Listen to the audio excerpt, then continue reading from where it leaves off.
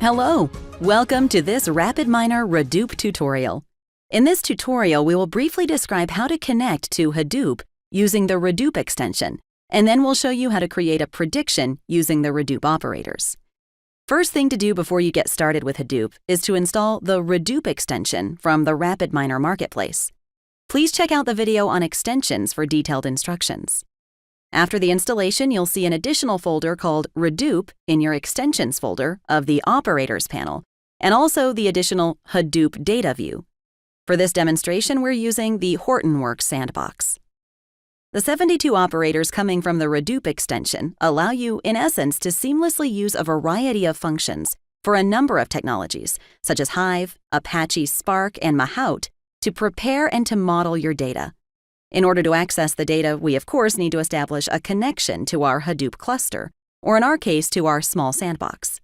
The details on connecting to a cluster are beyond the scope of this tutorial, but we still want to briefly touch on the different elements of the setup dialog. To see the details of our existing connection, click on the Connections menu and select Manage Redoop Connections. You can see that we have a connection setup here called Hortonworks Sandbox. I'll select Configure to give you a quick walkthrough. You can see below the name of the connection and the option to fill in information about your specific installation. If you expand the Hadoop version dropdown, you can see the large number of platforms which we're supporting. In the next block, you have the master settings, where you can also add multiple masters for larger installations. I filled in the local IP address, as you can see, and left everything else at the default to match the sandbox settings. In the SQL settings, I've adjusted the default to be set to the latest Hive server version. Of course, you can also add your security settings, as for example, your Kerberos setup or others. For this demo, we've further adjusted the Spark version and the location of the Spark library, and set one additional default Spark parameter. After you've adjusted your settings, we recommend you execute the quick test and the full test to ensure everything is working properly. Before we start creating a process, let's check out quickly the Hadoop data view. This view helps us to assess the data which is available for us in our cluster. We can retrieve the metadata by double-clicking on our connection. Once loaded, we have a nice overview of our tables. If we click, for example, on our Titanic_training table, we can see what attributes it contains. You could even retrieve a preview here if you need to take a quick look at a sample of your data. Now let's go back to our design view and start building a process with Redoop. We will drag and drop in the most important operator, which is called Redoop Nest. You'll find it all by itself on the top level of the Redoop extension folder, emphasizing its importance. The nest operator causes everything to happen on the cluster instead of on your local machine, which is what you want in order to use the power of your cluster. Let's connect the nest operator to the results port. By doing so, we're actually allowing information to be brought back to our local machine for display in the results view. However, it will always only be a sample to not clog your system. You can tick the Change Sample Size checkbox in the Parameters panel in order to see the sample size and adjust it to your needs. This is, by the way, one of the options to pull data from your cluster into your local environment and work with it there using the standard RapidMiner operators, or even in case you need to do a data dump. Keep in mind that the sample size will always work like a hard-coded filter. Now let's double-click the Nest operator to enter the sub-process level, where we'll configure a simple prediction on the Titanic incident. For that, we're going to use the sample data, which is available in your RapidMiner Studio Samples folder, just in case you want to follow along in a non-Redoop fashion. We'll start by using the Retrieve operator from our Redoop extension. The name is in this case a bit misleading, as we're not really retrieving the data, but it remains in Hadoop, as mentioned before. When we click on the table dropdown in the Parameters panel, we can see that we're now connecting our sandbox with the available tables, so the metadata has been gathered for us here as well. The table we want to use now is the Titanic training data. To show you what is in this data, we can simply execute the process. You're seeing an indication that it is running, and finally we get the data displayed because we had previously connected the Nest operator to our results port of RapidMiner Studio. In our case, it is really all the data, as our table is with just a bit more than 900 rows, or examples as we call them in RapidMiner, a very small data set. Looking at the data, you can see some of the known information about the passengers of that famous cruise. We do have, most importantly, a label, indicated here in green, which tells us who survived and who didn't. Also, we have some further information about the passengers like age, passenger class, gender, some information about family members on board, and the price they paid for the voyage, which we want to use to build a predictive model from. Now let's go back to our design view and into our nest operator. The second thing we're going to show you is a simple validation.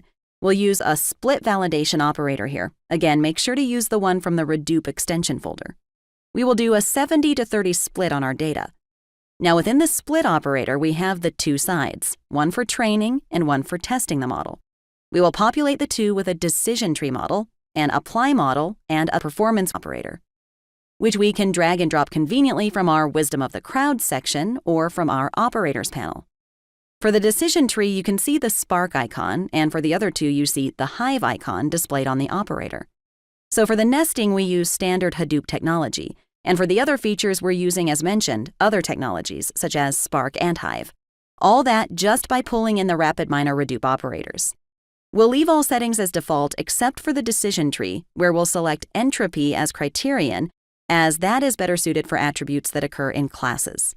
If you'd like to learn some more on models, validation, and performance interpretation, please refer to the respective video in our Getting Started series, and also to the 5 Minutes with Ingo videos, which you can find on our YouTube channel. In this demo, we'll just continue to connect all the relevant ports in the training and in the testing section, so we can create and assess the quality of our model. In the last step, we will apply the model to some unlabeled data, which will conclude our prediction process. So let's move up to the relevant level to retrieve the unlabeled data. The unlabeled data has no information about the survival of the passengers which it contains, so this is what we want to model. To retrieve it, again we need to use the Retrieve from Hive operator, and this time we'll have it pull up the table called Titanic Unlabeled. We're going to apply our model to the new data. For that, we have to use again our Apply Model operator. Remember to use the one with the Hive icon. So now we can connect the Out port from our second Retrieve operator to our Apply Model operator. We retrieve the model from the mod port of our validation operator, and we send the information to our results. We will output the now labeled data, the model, and the performance from our validation. This means we have 3 outputs which we need to account for also in our nest operator if we want to see everything displayed in the results view of RapidMiner Studio. So let's go one level up and provide 3 output connections. And as we execute this by hitting the Run Process button, you can see the progress on the execution indicated here by the icon. In the bottom, we get an information displayed what is currently executed. We're now in the validation. If we access the Hadoop cluster via our web browser, we can see that a job has been submitted and is status undefined. If we give it a bit of time, it will finish, so let's go back to RapidMiner Studio in the meantime and have a look at the results. The model we generated is a decision tree which is showing us that gender was the most important attribute to determine survival. So the women and children first etiquette was actually followed. The next important attributes were, not surprisingly, of a less noble background.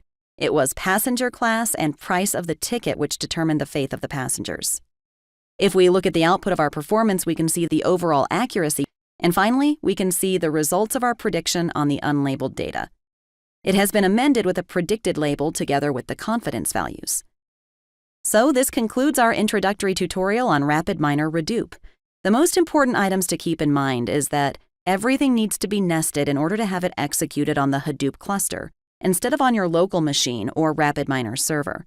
And the Redoop operators need to be used to execute the relevant steps. Of course, there are options to use the RapidMiner Redoop operators in conjunction with the usual RapidMiner operators, but this is beyond the scope of this brief video. Thank you very much for watching.